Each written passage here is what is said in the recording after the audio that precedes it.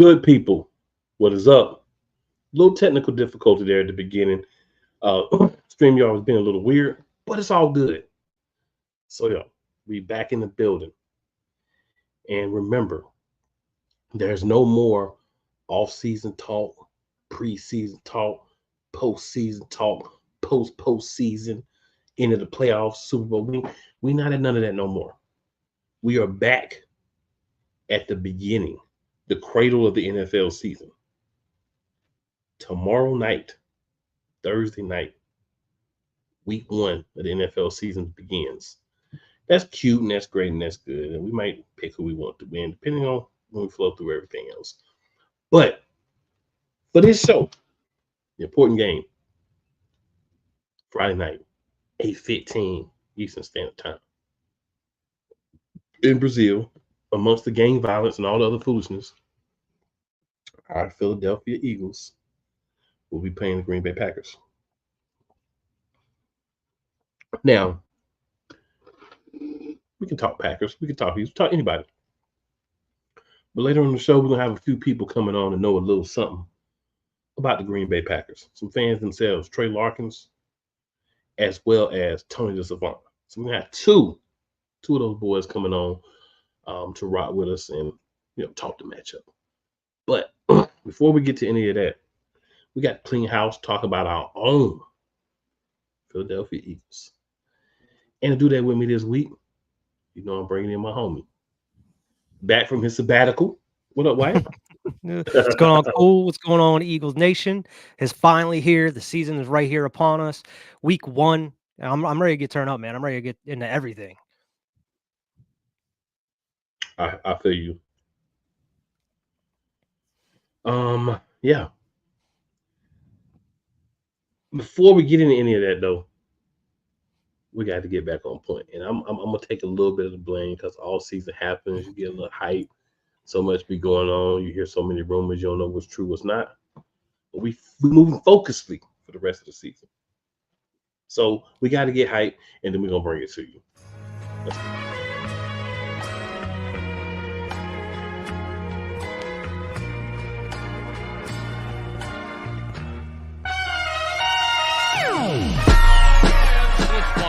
The kick is away, and the kick it's good!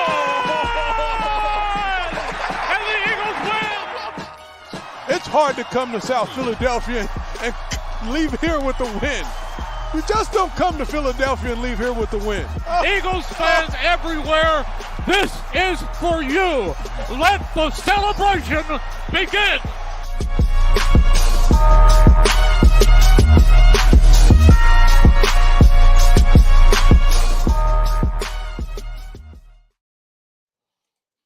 All right, so we in the building. Week 1. Yes, sir. Oh yeah, we hype, we ready. So check it, Wyatt.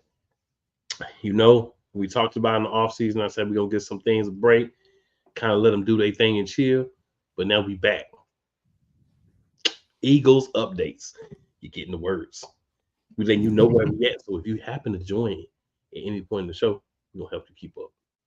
So Wyatt, I know there's been a lot. It's hard to get everything.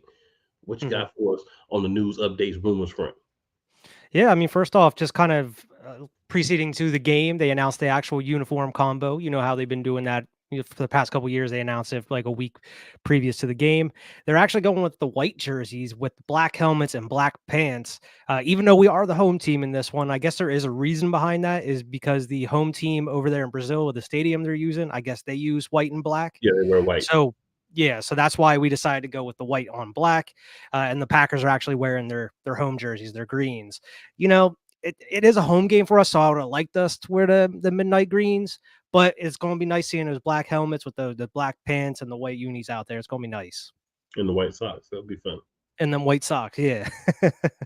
Yeah.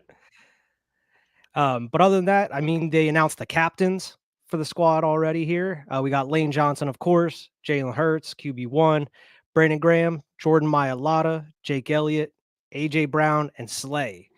So a lot of these guys have already been captains. I mean, Mailata, I believe this is his first time being a captain, but all these other guys have been captains previously on the squad before. So, I mean, it's, same business as usual for a lot of these guys, it seems. Absolutely, absolutely, man. I love it. I love the actual captains. I love to hear who they're picking, but I also like the I guess the best word I can use here is the unspoken captains, the guys who, like a CJ, GJ, some of the other linemen, Devontae, different guys, BG, Mhm. different guys, right? They may not be official captains, but they're guys that, a lot of teams are going to be looking to also be leaders. So we'd love to see those guys step up throughout the season as well. Yeah, absolutely. I mean, we've been talking about that since, this all season about who are going to be the leaders and within the locker room and who's going to kind of change how the atmosphere of the locker room and the camaraderie in there. And I mean, it seems like it's definitely kind of turned around. It seems like it's more hype than we have seen in quite a while within Philly here, especially seeing like all the videos and like the training camp stuff and all that. Seemed like everybody's super excited for the season and they're excited of which the direction that the team and the organization is going in. Absolutely. We are being joined today by our third Diva is in the building. What's What going up, on, Diva? y'all? What's up, What's Diva? up? What it do? We happy to see you, man. As you can tell in the corner, we hitting some Eagles updates right now. Why was just telling us about the captains that were chosen. Mhm. And love to see them as well as everybody else that's going to step up throughout the season to help us get where we need to go. And we Most already know definitely. what we wanted to be. My thing is better than last year. Last year, one game and done. So as long as we win a playoff game, I'm happy. Now, obviously, there's one goal that every team has when the season starts. But as long as we win a playoff game, we were better than last year. Mhm. And that's step one.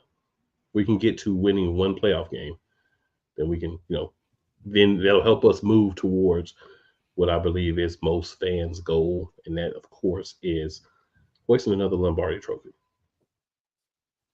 So, just my interpretation of the situation. I know Yes, we sir. better be better than last year, period. Point blank, period. If we're worse than last year, heads should definitely be rolling, and they should start with one Nicholas J. Sirianni. Oh, Nicky There's Tight no way. Pants. Yeah, there's no way Mr. Tight Pants should be able to save his job if we have another bad year. He should be fired in the middle of the season if we have another bad year. We shouldn't even get to the end of the season. I'm not going to argue with that point. Why? Mhm. Any other pieces of news? Yeah, we ended up bringing a familiar face back, Jack Driscoll, offensive lineman. He believed he was on the Dolphins before he got waived. We ended up bringing him back. He's on the practice squad. We also brought in wide receiver Kyle Phillips, and we released tight end Kevin Fulch and safety Caden Stearns. We also got the injury report for the game here on Friday, the official injury report. And the only player that's going to be missing is Devin White, one of our linebackers. I've just mentioned a week or so ago about having all this depth at linebacker, and look, already missing one going into the season, week 1. And that's the importance of keeping so many. So you guys weren't here last week. Kind of broke down the first depth chart. A couple surprises, but I think the depth was out there. So I've heard since we're talking about Devin White, there's been, I think, a very fake rumor going around Yeah. that they try to trade him and everything. I would say to you, just because some uncredible site starts posting something, and then someone else quotes the uncredible site or says, sources, or but doesn't give a clear understanding of who the sources are. That's one thing. So according to the news, he's listed as did not participate, and he's not going to be traveling with the team. Mm-hmm. I think if you're not going to play, I would say this is not a social call, right? This is business. This is not somewhere that you really want to be if you're not going to play. So I don't have a problem if there's any sort of injury, and then he probably did really want to go anyway, right? If he's not there, I don't have a problem with it, right? Vic Fangio loves this guy, and if Vic Fangio loves you, then you're going to play.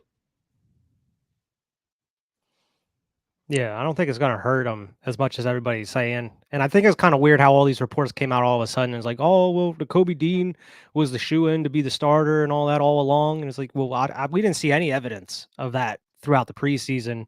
Devin White was getting all the first-team reps. They were holding him out of a lot of the preseason action, it seemed, with like a lot of the other starters were. So it's like it seemed like all the evidence was pointing towards that he was going to be starting for this squad. And now all of a sudden, now that he's out, all these rumors like, oh yeah, Kobe Dean, he was going to be starting anyway. It doesn't really matter. It's just weird that all this stuff, and then of course like the trade rumor that you just mentioned, seems like all this weird stuff is starting to come out as soon as he was out. Right. They're like, yeah, Kobe was going to start anyway. Well, I'll give you a little secret, y'all. When these things come out, they kind of know that somebody's not going to play. They may not be telling us yet, but they kind of know. Isaiah Rodgers was on limited participation, but he'll play. And then, of course, A.J. Brown and Landon Dickerson both were out for rest. You know, I know we'll talk about it later, but do have the info up for when those guys get here in case they don't have it on who's limited participation for our opponent. You know what? We can go over it now. So they got Edrin Cooper, linebacker, limited. Romeo Dobbs was limited with a hand. Tucker Kraft, their tight end, with a back. Marshawn and Lloyd, one of their running backs, with a hamstring. A defensive back, Carrington Valentine, with a hamstring. And then Emmanuel Wilson with a hip. And these were all limited participation. So they didn't have anybody that wouldn't play. These are just guys that did not fully play. Yeah. So, you know, I think they'll be fine out there. Yeah, they'll be out there. Maybe limited a little bit. We don't really know too much how that piece is going to play out. Any other news you got there? So I know I kind of jumped in there, but I just get tired of hearing about these false rumors. Remember the thing? Oh, the Eagles are going to trade A.J. Brown because he's a problem. You know, he's going to be traded before the off season's over with, and instead he got a new contract. So those same sources are the ones probably spreading this blasphemous crap. But hey, most likely. Yeah, I mean, I only have one other thing here, and that was just Jason Kelce said on the New Heights podcast with his brother how he's planning to be with the Eagles and be in the facility all throughout the season, and that he's trying to help out any way that he can. Apparently, he's not accepting any payment from him. He's just trying to do it for his pure interest and trying to keep his knowledge of the game up and trying to continue with his relationships with an organization. Which is awesome. You know, it's great to have Kelce in the building here. Hopefully that will lead to a possible, role in the organization in the coming years. Yeah. Definitely. Diva, I know that's your guy. So any thoughts on Jason Kelce wanting to be part of the team? No, I just hope that, he can work with Landon Dickerson as far as center, because we know we're gonna need that vet status. But I mean, I'm glad that he's still wanting to be a part, and the fact that he's just doing it out of kind of his heart because he's a true Philadelphia Eagle is amazing. But I hope that we will make him a part of the organization because I mean he deserves it. So I'm glad. Yeah. The only thing is we can't technically make him part of the organization because of the whole situation like what's going on with Tom Brady. Since he's going to be working for ESPN doing the Monday night games. Yeah. Well, if he stops doing that eventually to take a role in the organization or something. He could take a role, but yeah, we don't want to put him in that situation. So Philly's in the building. She says, "What's going on, Eagles family? I'm ready to watch our Eagles fly Friday night. Season is upon us officially. Yes, official. Official. Not for play. Officially. We in here. We back. Oh yeah. And another piece of news: Mr. Slay apologized for his comments where he said that he didn't want to play in Brazil. He apologized to anybody he offended. So here's what he said, and I quote: "I want to apologize to anyone I offended. That wasn't my intention," he wrote on X. This is on X. "I'm looking forward to playing in your beautiful country, and I've heard y'all are very passionate, just like our amazing Eagles fans. Just a few more days, can't wait. # Fly Eagles Fly." good idea, Mr. Slay, because the last thing we want is to go to Brazil as the quote-unquote home team and get booed because you open your mouth. Now, what I would ask from you, my guy, because I ton of respect, I'm going to need you to think before you start talking moving forward. It's a couple of times now. So you can say some things like, come on, bro, you ain't got to really open your mouth and allow this type of thing to matriculate from your lips. So be smarter for the squad, bro. Be smarter for the squad. Remember, you the same one that was talking about, I want to be able to play with my kids when I retire and all that foolishness last year. So I just ask, moving forward, little wisdom from you, Mr. Slate, little wisdom. You want our OGs? Think like one of the OGs. Use a little wisdom. We need that from you, homie. We need that. All right. Old man Mob is in the building. He said, how we doing tonight? My brother Cool, the man, the legend Wyatt, and the great Eagles diva. Old man, we doing good. Among others. He's back. That's true. That is very true. The season is back. He said, old man says he better because not only does he rock green, but over there they don't take disrespect. Exactly. Facts. Exactly. Yeah. And, you know, I will say about the game, it's a home game for us, but we're not really home. Diva, is it a 12 you got on there? It's like the top of a 12 there. Oh, you already know. Oh. The Cunningham. Okay. You already know. You already know. I just wanted to point it out. I see you. You already know. So, yeah. So, you know, a lot of other things reported. But one of the other big things I want to touch on real quick was Jeremiah Trotter Jr. There's been a lot of reports that he's outplaying everybody at linebacker. But they're just kind of taking it slow. But a lot of reports he's outplaying everybody. You better be. Your dad was the top. So you better be. You got an advantage over everybody. Like, you got an advantage. So yeah, you better be. Ain't no reason why you if you wasn't, something was wrong. And Trotter Sr. didn't do his job, but we saw he did his job. So I dig it. So look, good people, we're gonna take a quick break here. Come back. We're gonna give our player of the year, preseason player of the years for the team. By that time, it'll be time to bring on our special guest and get into this game. So bear with us. Commercial time. Let's go.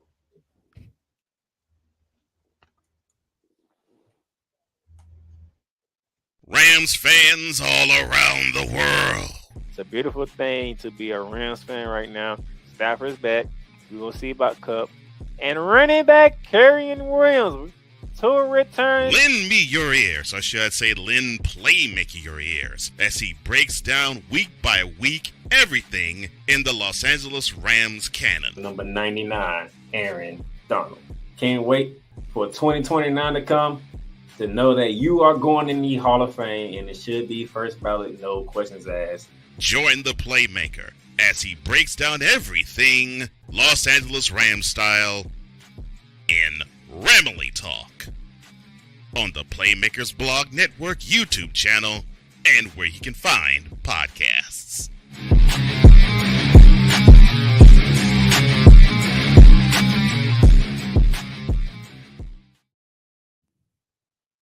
Oh, yes. The tradition, the pageantry, the spectacle, the history, the slut. Wait. I gotta rep my brother's stuff right. All my DMV soldiers, stand up! And welcome to the Commander's Gridiron Report. You want your commanders to be repped right? Well, D. Willie is your man. Commander's Gridiron Report. Every Tuesday at 11:05 a.m. Eastern, 10:05 a.m. Central on the Sotoba Media YouTube channel. Music by J. Cool. Where my soldiers? Right side. Commanders. Where my soldiers? Left side. Y'all, this thing is freezing today. Apologies. You know, we normally go from 1 to 1. We still have a few more. Whether it's news, the largest egg producer finds bird flu in chickens at a Texas plant, weather, devastating tornadoes rip through the heart of the United States, inspiration, a breast cancer survivor completed the journey of chemotherapy, and now begins a future one of matrimony or sports. Michael Jordan is shown on a photo with Diddy. LeBron James has a video extolling the virtues of a Diddy party. This has been yet another beating a dead horse presentation. We got you covered. BS3 Network proudly presents The Morning Shift with Cole Johnson, live every weekday morning beginning April 29th at 8 a.m. Eastern, 7 a.m. Central. Join Ryan McCarthy. I became a Jets fan because Kurt the Frog was my favorite Muppet because he was green, and the Jets wore green. That's how I became a Jets fan. And Dustin Henry. ESPN is cashing all in on let's pay a few personalities and we'll just kind of fill in the gaps. As they walk you through all of the world of sports from their perspective. The Albany Empire, it's a literal circus. No credentials required. Where, Ryan, say the tag. Where you don't need a press pass to talk sports. Live every Tuesday at 8 p.m. Eastern, 7 p.m. Central on YouTube and where you can find podcasts. Drew Willingham. In this case, yeah, you put the blame on Kyle Shanahan for apparently not preparing the team enough for the overtime rules, supposedly. Cole Johnson. Peyton was considered a winner, and he was the darling of all darlings for Gerald. With a special appearance by Tyrone Alizé McDummy. Ain't nobody calling me. Text delete, delete, delete, delete, delete, delete. Join these two football enthusiasts as they give you total football talk. Live every Monday at 4 p.m. Eastern, 3 p.m. Central on the Sertoba Media and the Comey Media YouTube channels.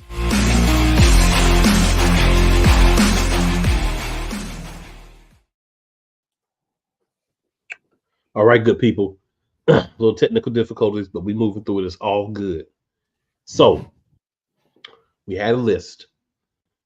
Just wanted to give y'all, a little preview, some of the things that we think may go down. And if they do go down, who's going to be responsible for those things happening. So we're just going to go through preseason team award winners. So basically, who we think, based on what we've seen in the preseason and a little bit of foreshadowing, a lot of hope, who's going to be in certain positions for us by the end of the year.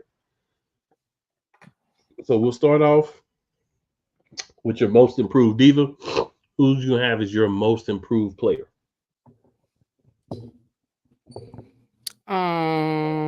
Most improved player, I'm gonna say Milton Williams, in my opinion. Okay, I like that one. Wyatt, who you got? I'm gonna go with Nakobe Dean in this one. I mean, I know it's just preseason, but he looked pretty decent out there in those games we saw him. I'm going with Jalen freaking Carter. Dominating this year and being our most improved player. All right. Comeback player of the year. I know there's only a couple of, really, there's only about 3 guys you can choose from because you had to be hurt last year and not play last year to be eligible to be a comeback player. But Wyatt, we'll start with you on this one. Who you got for your comeback player? Comeback player? I know he's not starting a season. I'm going to put Sidney Brown in there. That's definitely one of the options. Diva, who you got? Jordan Davis, my boo. And I'm going to go for comeback player of the year. I just lost what I was going to pick. Nakobe Dean. Nakobe. Yep. All right. And then for our offensive rookie of the year, I'll go first on this one. Offensive rookie of the year. We don't have a lot of rookies that don't do anything on the offense side. I'll go Johnny Wilson. Oh, okay. I'm gonna go Quinyon Mitchell. Can't use it for offense. Oh yeah. I'm gonna say Landon Dickerson. Not a rookie. Oh yeah, dang, forgot.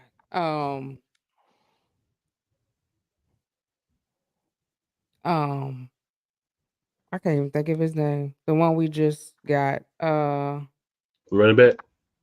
Yeah, Will Shipley. yeah. I'm gonna say Will. Okay. Yeah, that's who I'm gonna go with too. Will Shipley. Fair enough. There's not a lot of options on the offensive side. So, all right, defensive rookie of the year. Diva, who you got? Quinyon Mitchell. Pick. Yeah. Why who you got? So she went with Quinyon. I'll go with Cooper DeJong. Well, I'm just gonna go with somebody different and go with Jeremiah Trotter Jr. Hey, all three have potential to pop off. It would be nice if they were in a battle. We'd be very happy. Offensive player of the year. Wyatt, who you got? Offensive player of the year. Oh, QB1, man. Jalen Hurts. Diva, who you got for offensive player of the year? Schmitty. Well, I'm going on the wing and a prayer, and I'm gonna say Saquon Barkley is our offensive player of the year. On the wings of love and a prayer. Need to get him through the season. For sure. All right, defensive player of the year. I'm gonna go with Chauncey Gardner Johnson. It's my defensive player of the year. Mr. I'm gonna go with Versatility. Jalen Carter. Jalen Carter. Not mad with that pick either. Yeah. I don't want to pick Jalen Carter because Diva just picked him. Because that was in my mind the whole time. I'll go with Bryce Huff. There you go. Okay, I like that one. All right, team MVP. Diva, who you got? It's like QB1. Okay. Yeah, I'm gonna go with QB1, man. I'm gonna go with Jalen Hurts. Since you said QB1, both of y'all, I'm gonna go with Swole Batman, 2,000 yards. AJ, I was thinking about that. Yes, sir. Hey, I like all the picks, so I like the picks. And one more question before we bring at least one of our guests on. One more question. Are the Eagles, as currently constructed, do you believe they're prepared to make a deep run into the playoffs? Yeah. I mean, if we don't, it's something wrong. It's something real wrong. Okay. Yeah, I think they definitely have the potential to. It comes down to staying healthy. I think the biggest question mark is the defense, of course, because of how young the defense is. But I think scheme can make up for that, and I think that's where Vic Fangio really comes in. So I mean, I definitely think that we're able to make a deep run, especially with this offense we have, as long as they're firing on all cylinders. Mm-hmm. Gotcha. And Fangio gonna be in the box, so he can see everything. Yeah, I agree. I think for me, the big thing is, health, right? We see already we got one guy out, but if we can stay healthy, I think we are constructed to win. A little concern always a wide receiver, right? When you look at just the construction. Like, I understand why you may take away from a wide receiver to have another, linebacker, right? Or another safety, right? I understand why you would do that. And I don't have an issue with you doing that. But I look at the position that you could be taken away from and saying, what if somebody gets hurt? And, you always make the argument, we just bring somebody from the practice squad, which you can do if they're out for the game. They're going to miss a game, miss multiple games. But you can't bring them up in the middle of the game. Mm-mm. So then you would be putting yourself at 4 wide receivers, unless you're going to take a guy like Will Shipley and say, hey, go run some routes in the slot. Maybe you can do that. Maybe you feel like you got enough versatility where you can do something like that, and that's why you feel more comfortable. But I do think the way this roster is constructed, we can definitely make some things happen. We can definitely make some moves. We can definitely shake things down, and we can definitely dominate. We just need to make it happen. That's what the season, to me, looking at it right now, boils down to making things happen and being ready. And I And feel like making that line shift and move. I think that's what I'm more ready to see is how this offense is really gonna be constructed. You know, how we're gonna run plays. Is Kellen Moore gonna be, adapting to Jalen Hurts in his game, or is it gonna be them making Jalen Hurts adapt to the way they play calls or call plays? right. Just really seeing the different plays and the hopefully variety of plays that we will hopefully be able to see. But that's really what I really want to see more than anything is how this offense is going to be ran. I think that's what's important because that's what really hurt us last year. Defense held us as long as they could, but I mean, when you can't stay on the field, you can't expect them to hold you every game. So, yeah. Yeah, I definitely agree. I definitely agree with that. So our guests are running a little behind here, and that's okay because I mean, life happens. I say a lot. Life be lifing, all those good things. But while we wait on them, we're gonna go ahead and start talking about the game from the Philadelphia Eagles side because hey, that's the side we talking about anyway. So, Diva, I'm gonna ask you this question. Mhm. When you're looking at the Green Bay Packers and you're looking at the Philadelphia Eagles, what do you think are areas of concern for us? And what do you think are areas where we're successful, where we can be successful on the offensive side only? Because I don't want to give away everything yet. I mean, like I said, my area of concern really is the variety of plays, like, doing plays out of the shotgun and, using your running backs on short yardage and not always doing a tush push because that's gonna be a little different this year. We're not gonna be able to depend on that. Making sure that Jalen is comfortable and running around and being able to run around in the pocket and not throwing the ball 40,000 times down the field. Like I want to see short plays. I want to see passes in the middle. Um, but I think I'm just concerned of how Kellen Moore is going to run it. But I think that with Jalen Hurts and then, our wide receivers that we have, I think that we could really take advantage. Um, Down the field every now and then, not all the time, but a lot of middle of the field plays and a lot of running plays, like run this year. Please run. That's what you got running backs for, okay? Use that running game to tire the defense out. And especially on short yardage plays, run. Run it down their throats. That's what I want to see. And I think that's hopefully where we'll have an advantage is running because you got a running back like Saquon Barkley who is a bulldozer and he know how to hit them holes and run. Then you got Will Shipley. I don't know if anybody watched him when he played with Clemson, but when that boy get a hole, he out, he's gone. So I think really utilizing your running backs and doing shotguns and passes in the middle of the field, short passes. I think that will be our advantage. The disadvantage maybe is them kind of trying to figure out what Jalen gonna do and put pressure on Jalen. Like I hope we're ready for the blitz this year when it comes to Jalen because we had no answer for the blitz when it came to Jalen last year. And I think that might be if they can figure that out, that might be a problem if we haven't figured out how to stop the blitz with Jalen. And that might be our problem. All right, Wyatt, same question for you, sir. Yeah, I mean, as far as like concerns go, it's exactly what Diva was saying. Like a lot of it is blitz, and I know like they just had that interview with Sirianni where he said that was a huge focus of what they were, focusing on during this all season game planning, is trying to counteract that blitz. So hopefully they got that figured out. The next concern is just what we were figured about the whole, entirely last season with defense is the open donut hole in the middle of the field.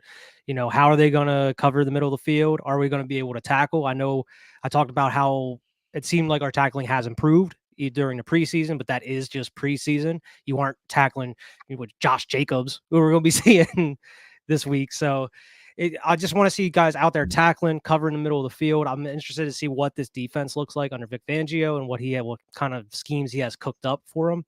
I mean, as far as offense, exactly what David said, though. We need to scheme guys open, create some motion, motion in the backfield if you need to, run play action at times, run the dang ball when you need to, actually run the ball, use Saquon. Don't be using Kenny Gainwell all the time like you were last year instead of Swift. And I mean, it's just a lot of PTSD from last season. All these mistakes that we were worried about, we just don't want to see any of that in this game.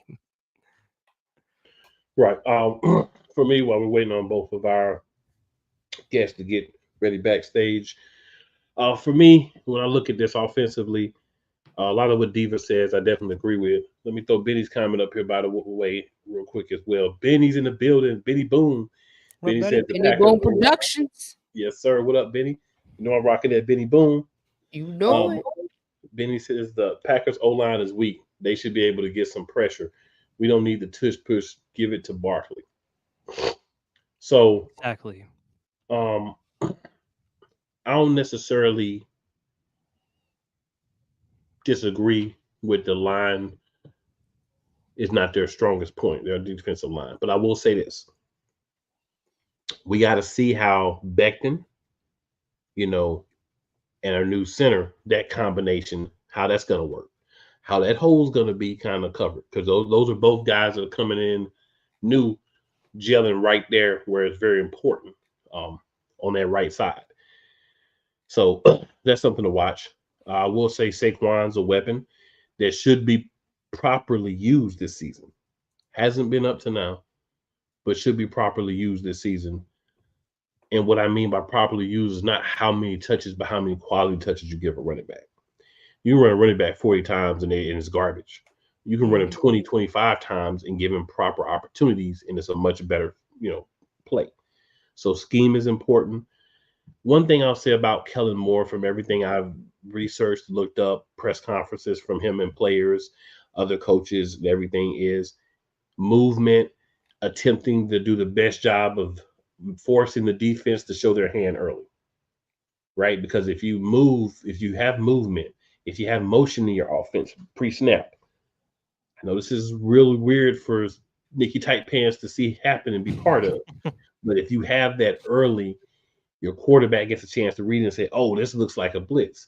Now, they may try to trick me and pull out of it, but I'm going to play it like it is a blitz. And then if they don't, maybe I stick it in Saquon's gut.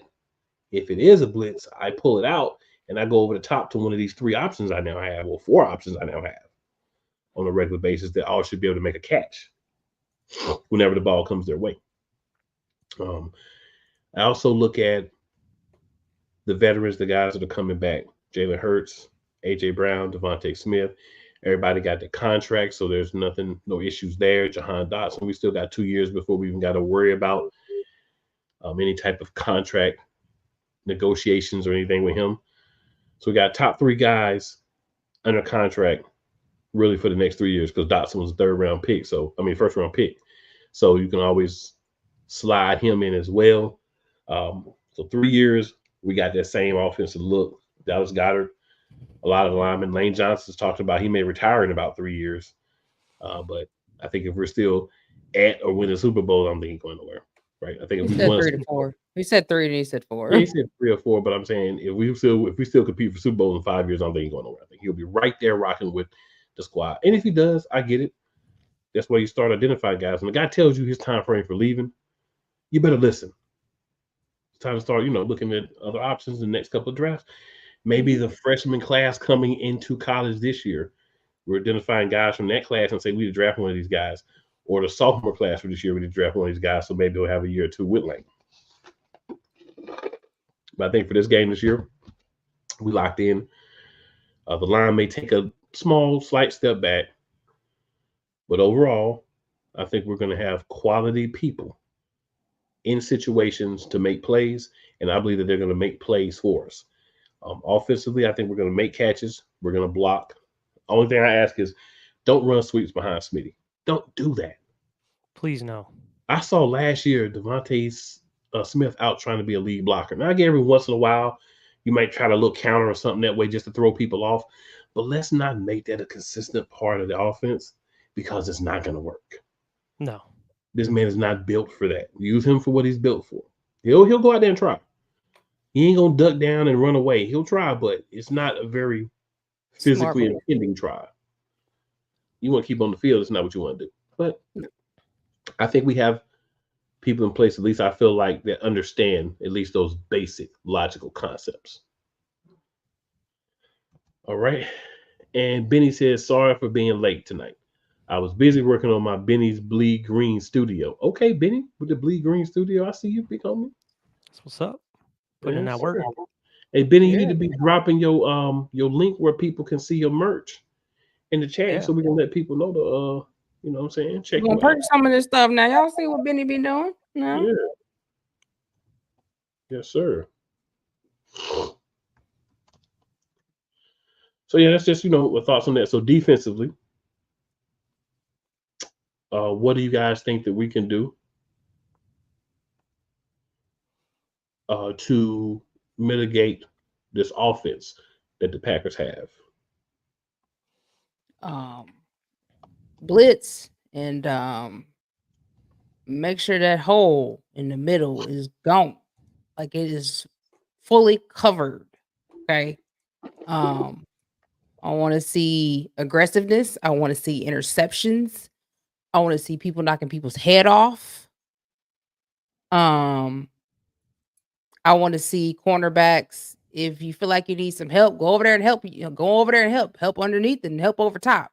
Okay, I don't want to see nobody looking like they don't know where they're supposed to be on the field on the defense, because we had a lot of that last year. People was just not where they were supposed to be. Someone was just confused. Other ones were just letting players run past them like they didn't know how to hit. Like hit. That's what I want to see, hits this year, and I mean hits. Okay, all right. I think if you can get pressure on a quarterback, like we used to year before that, when we used to put mad pressure, you have your edge coming off. You have the ones coming up the middle. I think that, if we can get pressure on that quarterback, I think that's going to throw them off that game, period. Like, I want to see similar to what we did in 2022, 2023. That's what I want to see. I want to see all of the field covered and nobody. Make sure you're not 10 yards off of your player, and make sure you're not 10 yards up on them. Okay? That's what I want to see. Like, make sure you in position and you know where you're supposed to be, and you covering the field and the ball at all times. Keep your eyes on the ball. Absolutely. Absolutely. All right. So Benny says, my sons are working on my sound system. I'm doing my background. I'm coming to YouTube soon. That'll be interesting. That will be interesting. Come on, Benny. Let's go, Benny. Let's go. So I believe our guest may be, at least one of our guests may be ready.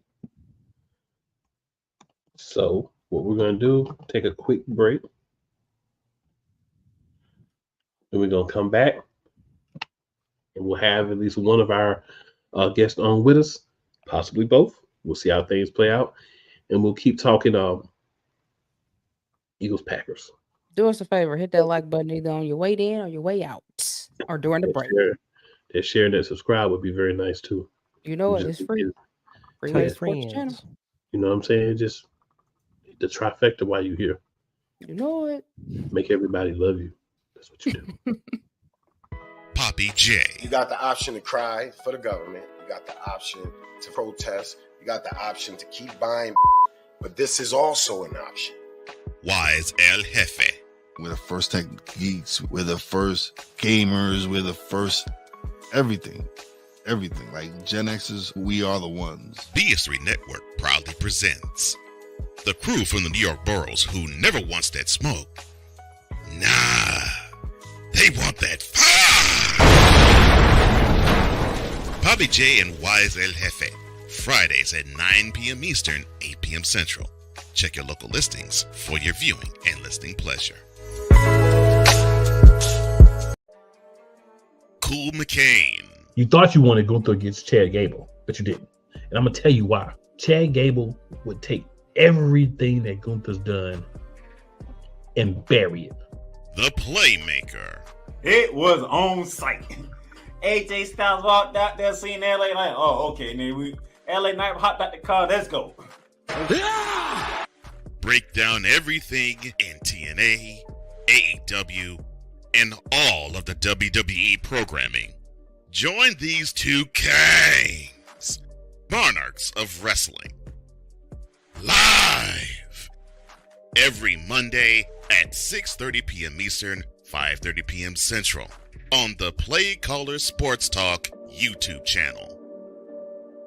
Join the transporter to Hades. Your butt and gut becomes one.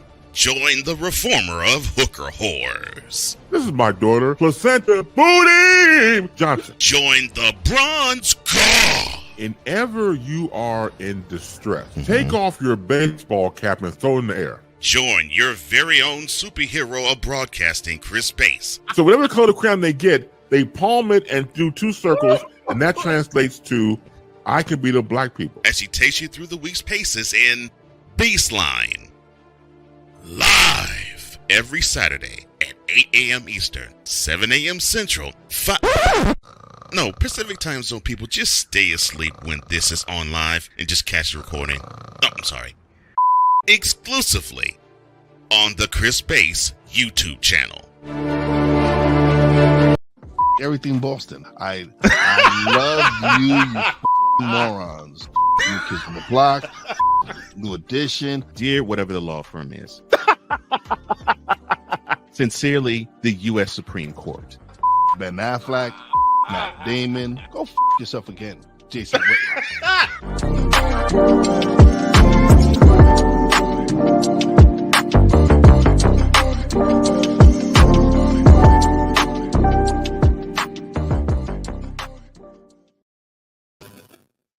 All right, good people, as y'all can now see, we are joined by Tony the Savant. What's good, people? What's going on? Fellow peoples in broadcasting, but wanted to bring him up here since he is a Green Bay Packers fan, and we like to, when we can, allow the other side to have their say, even though we know who's going to win the game. We at least want them to have an opportunity to, let y'all hear from the other side, because they're probably going to put up some points, maybe make a play or two, so, get a little bit of that on here as well. So, Tony, I think this is your first time meeting my co-host. But Trey, what's going on, Diva? What's going on? Do I sound good, y'all? I'm kind of doing a little sound check behind the scenes. What up? Can you hear us? Yeah, I can hear y'all. You hear me? Yeah, we hear you. Mic up. You good? Good. Okay, bad. What's good, everybody? Thanks for having me on. No doubt, no doubt. So before we get started, Tony, tell the people where they can find you at, because you, like myself, do show up a couple of different places.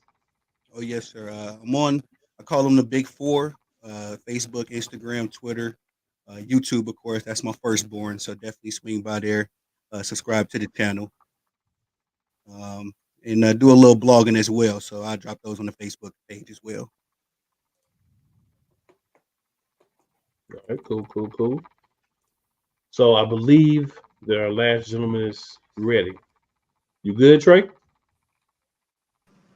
Yeah, I'm here. Can y'all hear me? Yeah, we can hear you. All right. So How y'all doing? again, y'all, we're good. We want to try to bring on, some people from the other side, so that we can, get the complete story for our good listening fan base, our fellow Eagles peoples, and if they want to bring their people with them, that's on them. But week 1, Eagles, Packers, we in Brazil. So the first question I want to ask everybody: how do y'all feel about us having to play in Brazil when they got gang wars and violence and all that going on? The players can't leave the hotel. They're being advised to go from the hotel to the game and back to the hotel.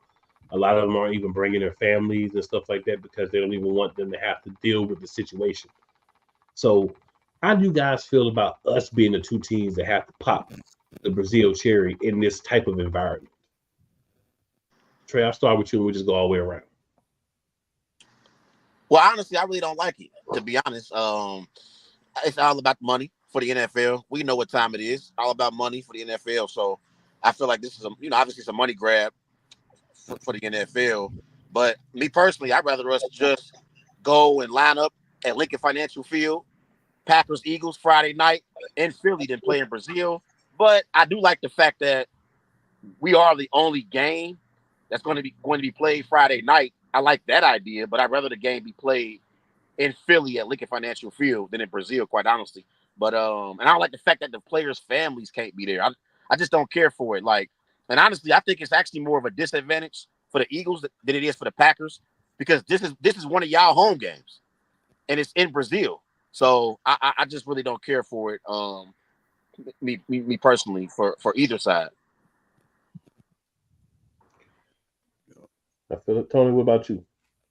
Yeah, I'm got a lockstep with you on that one, Trey. I'd rather be at Lambeau, of course, but I mean, you know what the NFL is up to, man. They're getting all this money, putting the games on stream services and all that kind of stuff. So we know what it is, but yeah, definitely would prefer it in the States at the crib.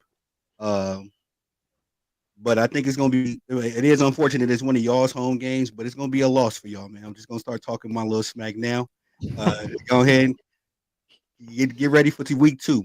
I don't know who y'all got week 2, but just get ready for that. Yeah. Diva. I mean, I don't particularly like it, and it's on a Friday, and it's on Peacock, so all that's just odd and weird to me. And I don't like the fact that, like he said, they families can't be there. And Brazil is off the chain, so I hope everybody can stay safe out there. But no, I don't like it. It's just a little weird. I'd rather play in London somewhere like that, but not Brazil. I think that was just weird. But yeah, y'all gonna take that L. I'm sorry. Eagles out there, y'all gonna take that L for sure. Why? What you got? Yeah, I'm not a big fan of it at all. I mean, even the players don't really seem like they want to go at all. I mean, there's a couple players that are even just outright saying that, what's the point of doing this? I just hate just not having a home game, not playing at the Link. I mean, even if it was, at Lambeau, I'd be fine with doing that. I just I don't know, just something weird about it, especially with everything going on as of right now over there. I don't know. I just much rather be playing at the Link, surrounded by Philly fans. It'd be jumping on week 1, start the season. Absolutely. So Benny answers the question about who we play in week 2. That'll be a Monday night game against the Falcons. Okay. So yeah, we ain't worried about getting ready for that right now, because we getting this first ever dub for a team in Brazil. That's what we're focusing on right now. But I don't like it either. I think that once you understand what's happening, once you understand all the things that are going around, sometimes you gotta make a pivot. And it's too late to say that a week before the game. But you knew about a lot of the issues with security and safety and stuff months ago. So I understand you're wanting to move this into you basically attempting to take the NFL and do like they're doing with the NBA and try to make it a worldwide brand, which makes sense. How you going to get more money unless you go into other countries? You done sucked all the money out of America, so you got to go somewhere else to get more. So it makes sense from that perspective. But you're putting these guys in a situation where it's stressful the entire time. I know a lot of the people are not moving until like today to get there tomorrow. The game's Friday and then coming back Saturday. You know what I'm saying? But still, you're putting people in a situation where you stay in your hotel, go to the field. Stay in your hotel, go to the field. And that's just not normal behavior. They're not able to be the same people they are leading up to a game. They're not able to go out, enjoy the city, have some fun, sightseeing, all those different things, have their family around. Like it's not the same thing that you want for the players. They don't have an opportunity to have the same routines that they normally have. So that can affect how someone plays on the field. But on the flip side, they've had time to be prepared for this. So they should be good with it now. But it's the same for both teams. So there's a fairness there. It's not like the Eagles got to stay in the hotel and the Packers are going to be out running around having a good time. They are both being put in the same situation. So that part at least is is equal, but I wish they would have moved the game earlier. I think it's kind of similar to when the NBA was in the bubble. It's kind of similar to that, except they're not gonna be there for months. They're only gonna be there. They could at least leave and if they wanted to go outside and get a burger or go down the street, they could. They can't. They telling them don't leave the hotel. Yeah. They basically like in prison. Yeah, that's We wild. on lockdown. I'm not familiar with what's going on over there. Can we talk about it on YouTube? Is it crazy stuff going on? I mean, Brazil It's off like, chain. yeah, it's a lot of gang stuff going on and a whole bunch of stuff there. Yeah. And the worst part about it, even though we will beat y'all, the worst part about it is that plane ride back home. That's 9 hours thinking about that L that we gonna deliver Then we Friday. got right. long hours for y'all. We'll be all right though. It's gonna be long for y'all. We'll be all right. King DV says, "What's good, fam?" With good, the DV? You already know what it is. What's up, DV? We got these two dudes up here that got a lot of bravado before the game. They won't have much to say after the game. Nah. But what they need to fix on their team, we all know that. They know that too.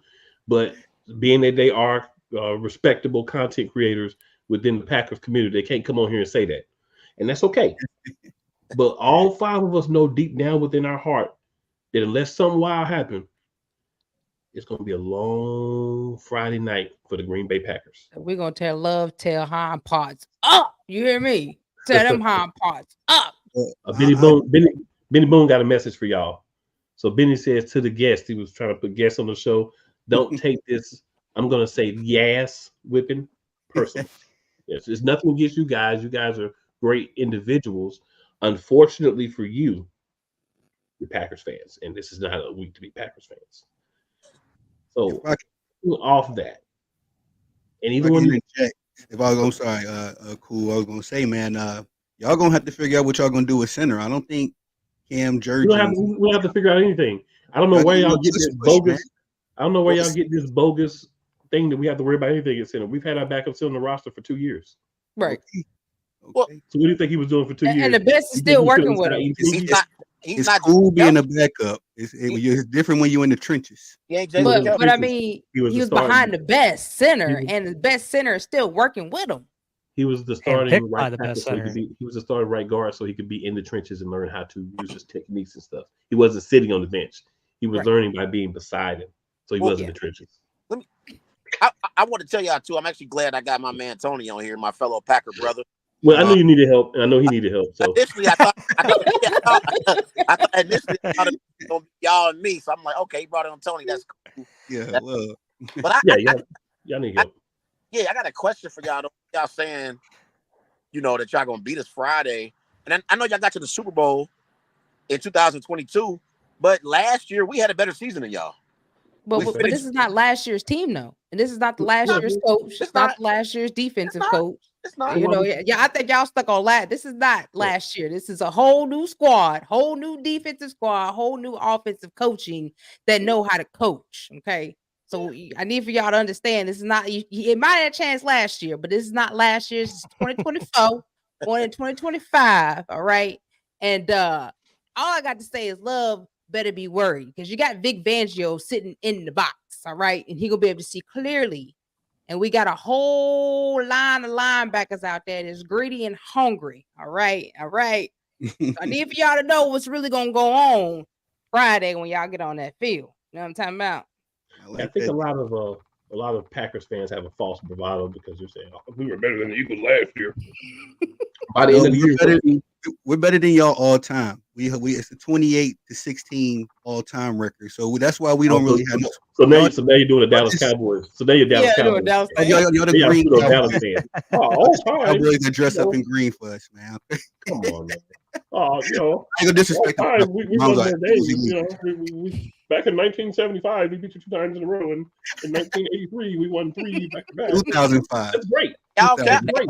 But what does that have to do with Friday? That has nothing to do with Friday. Yeah, that's true though. Cool, that's true. Yes, yeah, come on, Dallas. Come on, Dallas Jr. We have to talk about him with Dallas. We win in the playoffs. We have to talk about the Wisconsin football team. That's true. That's true. Football team. We win in the playoffs. Yeah, that's true. Y'all beat them in the playoffs. Always. Right. Yeah, we got their number. And I will say this: as an Eagles fan, I was cheering for you when you played the Arlington football team. I was. Facts. I was going appreciate that. Yeah. Cool. But you're playing us, so we're not cheering for you this time. But back to the lecture at hand, gentlemen. You're doing a lot of talking about you think you're going to win. So offensively, we've answered the question because we allowed you guys some extra time because we know you had to get your courage up. And that's why I made sure I put in the chat that you're both there so y'all can see that y'all won't be by yourself. Get your courage up to come on and talk it. So offensively, what do you believe the Green Bay Packers are going to be able to do to mitigate the defense of Vic Fangio and the pieces that he has in Philadelphia to get this imaginary win that you're talking about? You want to take that one, Trey? Yeah, I want both of y'all to take it. I feel like offensively, I think the same way Jordan Love ended last season, he's gonna pick up right where he left off. And I thought last year, on the last 10 weeks or so, Jordan Love was the best quarterback in the NFL. I'm serious. He was playing at an elite level. He got us to the playoffs. And to answer your question about this particular matchup, I think our receivers is going to be a problem for y'all secondary. I thought last year the Eagles secondary was awful. They did bring back C.J. Gardner-Johnson. That was a nice pickup, bringing him back. But at receiver, we got Wicks, we got Reed, Dobbs, Watson. I mean, we don't have the star power that y'all have, but I do think we got a little bit more depth at the receiver position, and I think that's going to be a problem for y'all secondary Friday night. Don't Dobbs got the bad hand though? Is he going to be able to squeeze the ball with that bad hand? I did my research on y'all too, so I actually know what's going on with Green Bay. I know y'all did. Well, if I could segue off Trey, we ain't gonna really have to worry about Dobbs, man. That Luke Musgrave at tight end, he's a good security blanket for us. And don't forget about the offseason pick of Josh Jacobs. He can do some work in the catch. I got him in fantasy, and I'm starting this week. Yeah, me too, big bro. That's a smart man. That's a smart man. We gonna while you taking your L, you can at least rack a win up on the fantasy. But no, I do believe that Vic Fangio. I think he's a proven. I don't know too much about him, but from what I've heard about him, he seems legit. I'm just worried about, this is going to be his rookie year with you all, and it's the same difference with us. We got Jeff Hafley from Boston College. He seems to be like one of those, hard nail kind of coaches. He's bringing the 4-3 to our defense, but offensively, Jordan Love, highest paid player in the league, and that's before taxes because the taxes are a little bit more friendly in Wisconsin. And again, Josh Jacobs. So like Trey said, we got 4 options. Even with Dobbs being injured, we still got Luke Musgrave, and we got another tight end, a guy that's a little unsung. He put in some work last year as well. But just by the numbers, Jordan Love was the hottest quarterback, Trey, for the last 8 games, actually. He had 18 touchdowns, 1 interception. Yep. Man threw for about 2,500 yards. He was untouchable. And we were the hottest team in the league until we got to the Bay. Yeah, we had a chance to win that game. We actually blew that game. And I want to say one thing real quick too about the running back, because everybody been talking about all off season about Saquon, and Saquon now playing on the Philadelphia Eagles. He running behind a better offensive line. We ain't talking enough about Josh Jacobs. Jacobs was in a worse situation in Las Vegas, and now he's in a better situation with a better O line. Whoa. I don't know about that one, Trey. It don't get no worse in the. I cannot allow you to come onto my show and speak such blasphemy.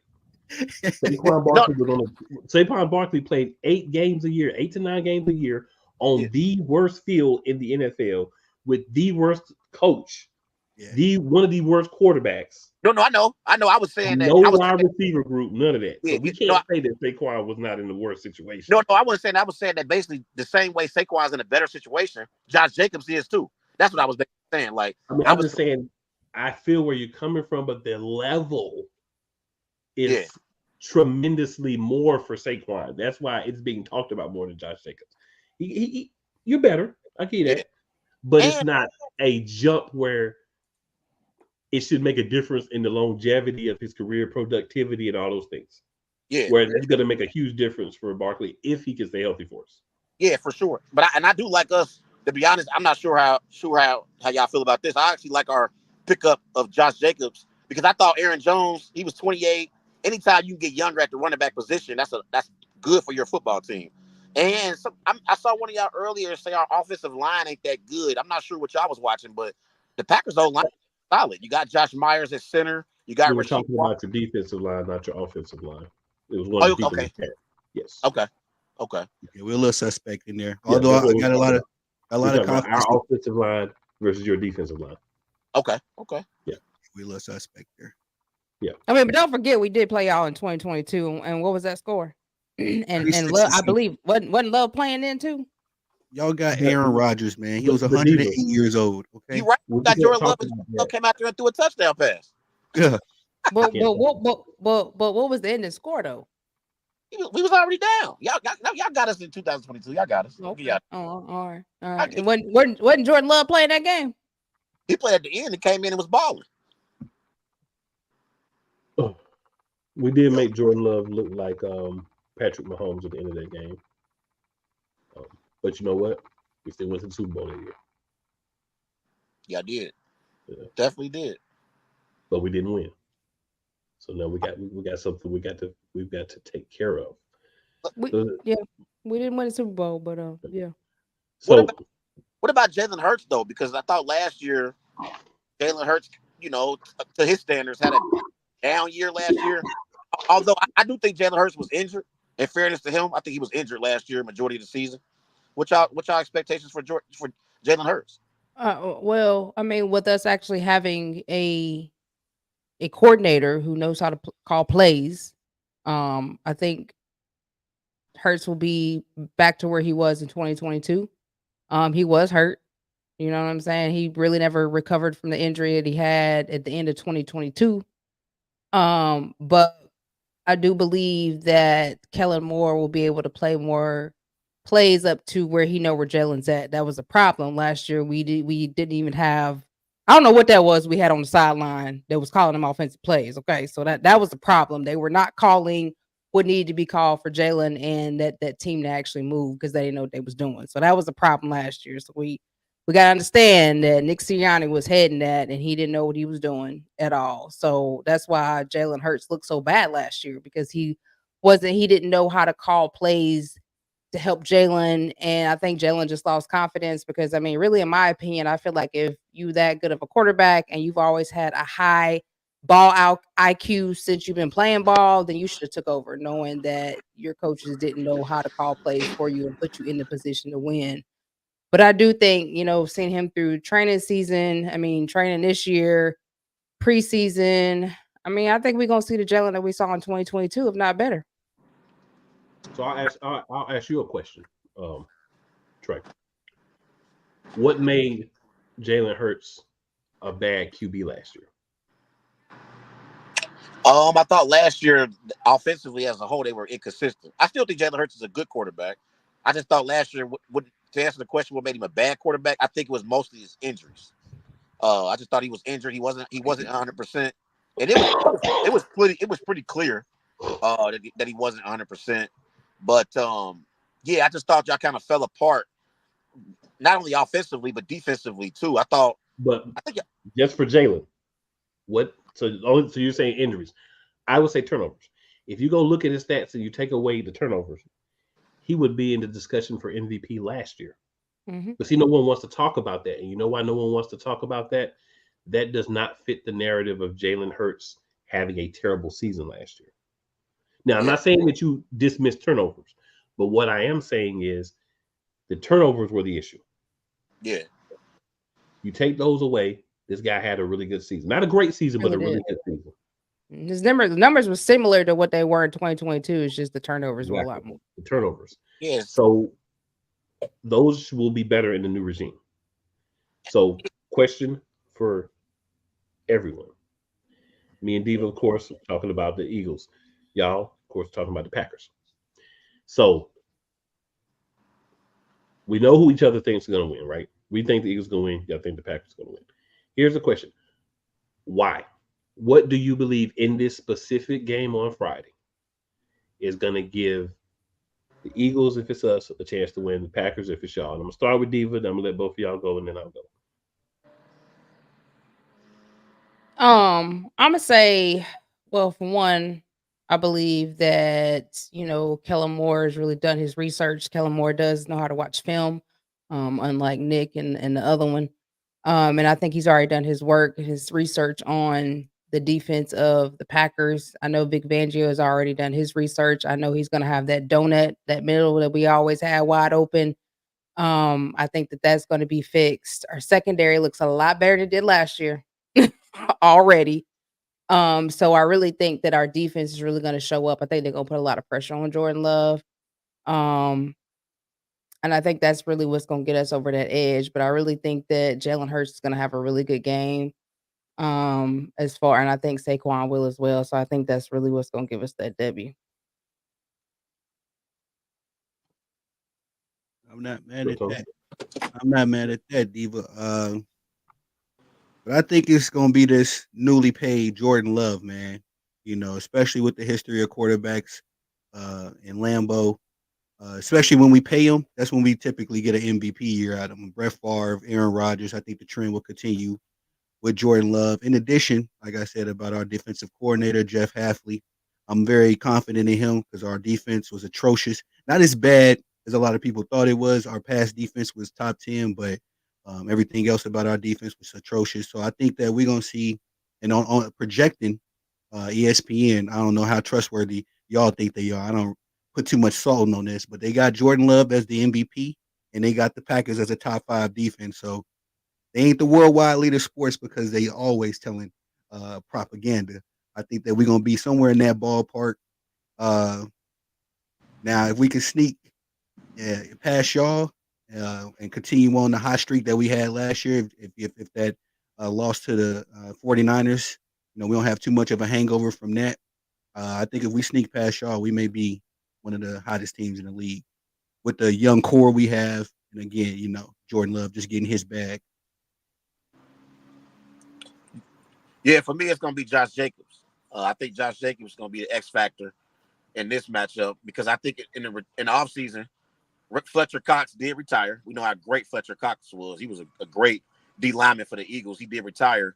So I think that Packers offensive line with Josh Myers and Rasheed Walker and Zach Tom and Elton Jenkins, I think they're going to open up some running lanes for Josh Jacobs.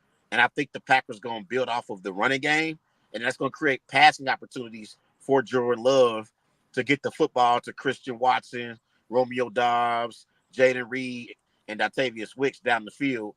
And like you mentioned earlier, you mentioned about the tight ends. I like our tight ends with Musgrave and Sims as well at the tight end position. So I really, really like our offense. Again, I think the Eagles got stars at receiver, but we got more depth. I like the trio of receivers for the Eagles. I really do. AJ Brown, Devontae Smith, and Dotson are nice, but I like our depth. We go 4 or 5 deep at the receiver position. Yeah, I think our offense is going to lead the way for us to get the victory Friday night. But I do like our defense too. Like the pickup of Xavier McKinney was nice in free agency. Also, we got Rashad Gary up front. Still got Preston Smith. Still got Kenny Clark. Okay, so I like our defense too for sure. So I think we got a nice balanced football team. You forgot to mention Quay Walker too, Trey. That's pretty much our little Micah. I wouldn't say he Micah Parsons, but he got that same diversity. Yep. Definitely like Quay Walker for sure. You got cool. It's like you about to do some capping. It's like look like cool finna say some super cap. So Benny says Packers fans are like those Cowboys fans still stuck in the past. Benny also says Christian Watson can't stay healthy. He has something in his legs that causes him to have hamstring issues. Yeah. But he playing also Friday. actually got a question that I'll let you answer. He said, can the Packers overtake the Lions? Well, according to Benny, this is not my words, but according to Benny, he's going to start, but he's going to finish. It's not me, it's Benny. That's the problem with Christian Watson. He usually is good the first few weeks, and then he start kind of tapering off. So you got to grab him and trade him the first 5 weeks of the season. That's what you do with Christian Watson. That's what I learned. Makes sense. So here's the reasons why the Philadelphia Eagles are going to have a very good chance in this game. We talk about the fact that Fletcher Cox left. Fletcher Cox, defensive end, in the 4-3. We were still running the 4-3. That would be a bigger loss. But we're running the 3-4. So what we're basically doing is we're saying we lost one of our ends. So we're just going to have one in now. And then we're going to have a nose tackle and a defensive tackle. And to give you the names of those guys, just in case you don't remember them, because you'll be hearing them a lot when you're talking about Jordan Love getting sacked, Jordan Love getting rushed, Jordan Love getting hit, your running backs getting, hit, pressure, guys being pushed back into your quarterback. Just remember, these are three names that you want to remember: Milton Williams, Jordan Davis, and Jalen Carter. We got him already. Make sure you remember that trio. You're gonna hear that. Oh, then you got one coming off the edge called Nolan Smith, who ain't no joke. But and then you got your edge rushers, who are our outside linebackers, because Vic wants versatility. Bryce Huff, Josh Sweat are going to be coming off your edges. Excuse me. And then behind those two guys, because in the 3-4, you do a lot of rotating your linebackers, your edge guys, because of how they play. You're going to have Brandon Graham and Nolan Smith. Right? So those are names I want you guys to remember. So when you're hearing them, you're like, oh, man, where did I hear these names of these dudes that keep ganging up on my players from? Cool said them names Wednesday. So just remember that. Just trying to help you out here. Cool. Can I ask you a question? You can when I finish, because I'll let you finish. You sure can. Go ahead. Thank you, sir. At cornerback, you got Isaiah Rodgers, a hungry individual coming off of being away from football for a year for betting on sports in the facility. You got Darius Slay, who knows he's much closer to the end of his career than the beginning. Safety, everybody at safety except for Reed Blankenship can also play corner. Then, to make it even more kind of interesting, first game, so this may be someone that you can attack because he's learning how to play in the NFL. Our number one pick, to me, the best corner in the draft, Quinyon Mitchell, is going to be the nickel off the rip. So young, fast, you may can beat him with some technique, but they'll play a lot of versatile play. You got a OG DC that's going to use them correctly. That's the side of the ball that was a problem for the Philadelphia Eagles last year. Even y'all have lauded how great the wide receiver trio we have. Understand something. The reason that A.J. Brown, the first 11 games of the season, was the second leading receiver in the NFL was because he plays a lot. He doesn't play a few snaps and he goes sit down. Somebody else comes in and plays his position. He's on the field. Understand why Devontae had another over 1,000-yard season playing in the shadow of A.J. Brown on a bad offense is because he plays a lot, right? So you're not going to need the depth at receiver that some teams are going to need because your top guys are expected to play a lot. And behind them, Johnny Wilson, amazing young receiver for what he is. Britton Covey, you want to argue that you're deeper than us, that's where you got me from what I've seen. Because I don't care what happens in camp when you've been around a few years and we have film and we know what kind of player you are until you show me differently. Your fifth receiver is probably better than our fifth receiver. No doubt about it, in my opinion. I'm honest with it. I don't try to sit there and say the Eagles are the greatest at everything. I think that's the big area. Where I think your defense is going to be attack us, and I said this before you guys came on, is between the center and the right guard. Cam Jurgens, Mekhi Becton. Cam Jurgens' first year as a center. Mekhi Becton, first game for us. I think first game actually ever as a right guard. So that hole there, that may be an area where you can attack us even though your defensive line may not be top tier. Not worried about the running back room. I'm not worried about a healthy QB1. And I'm not worried about the fact that he's going to be asked to do too much this year. So that, to me, are reasons why I feel like the Philadelphia Eagles have a really good chance to win this game. The coaching is much improved. We're going to go back to actually running multiple plays out of the same sets. There's going to be movement. So you're not going to walk into the line and say, oh, they about to run this because they're in this set like you saw last year. So it's going to be more of an actual NFL offense and not a high school offense being passed off as an NFL offense. That's the reasons why I think the Philadelphia Eagles have a very good chance and will win this game. Trey, what was your question, sir? You had mentioned some of y'all pass rushers, and our question was going to be, have y'all heard of Rashad Gary? Yeah, because I would say Rashad Gary is probably better than anybody you named. So I respect that you brought them up. I would say that that's blasphemy and homerism, but that's fine because it is your team. But that's what I would say back to you. You don't think that Rashad Gary is one of the top 5 or 10 I don't think he's better than. I don't think he's better than. I don't think he's better than Jalen Carter or Jordan Davis. I do not. Let me. Wow. He is not better than Jordan Davis or Jalen Carter right now. Period. Dot blank. Just make sure everybody's clear how I feel about it. Stop it, cool. He better than them. But you gonna see Friday. You gonna see Rashad Gary the real deal. I'm not saying he's not the real deal.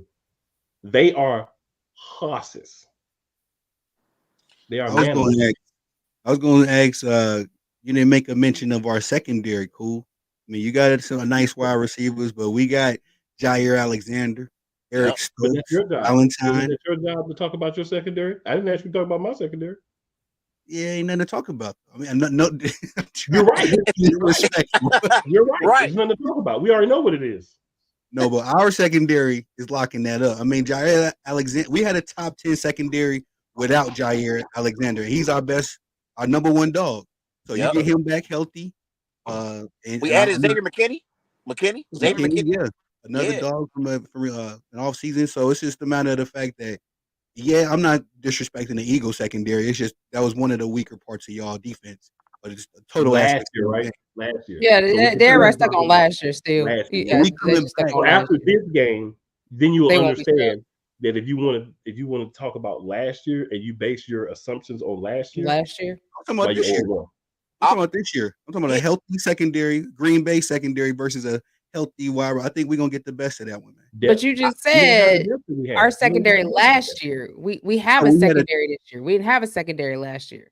We had a top 10 secondary without our two. Now you can say two best secondary players in Jair Alexander and Xavier McKinney.